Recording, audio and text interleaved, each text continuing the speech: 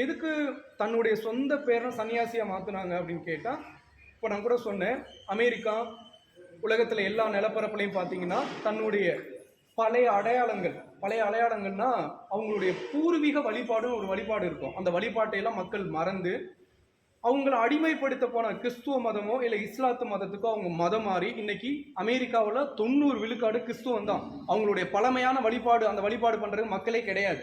எல்லா நாட்டிலையும் அப்படித்தான். அப்போ அங்கெல்லாம் அந்த மக்கள் மாறி போனதுக்கு என்ன காரணம் அப்படின்னு நம்ம பார்த்தோம் அப்படின்னா, குரு பரம்பரை இல்லை. யார் இல்லை? குரு பரம்பரை இல்லை. குரு பரம்பரை இல்லாததுனால நம்மளுடைய பழமைகளை எடுத்து சொல்லல. நீங்க எந்த சொல்லே மாறக்கூடாது, நம்ம ரொம்ப பாரம்பரியமானவங்க, நாம எப்படி வழிபாடு உள்ளவங்க, நமக்கு எவ்வளவு பெருமை இருக்கு அப்படி இந்த பெருமைகள்லாம் எடுத்து சொல்ல யாரும் இல்லை, குரு பரம்பரை இல்லை. ஸோ அப்படி ஒரு தர்மத்தை சொல்லணும் அப்படிங்கிறதுக்காக ராகவேந்திர சுவாமி தன்னுடைய சொந்த பேரனை என்ன பண்ணாங்க,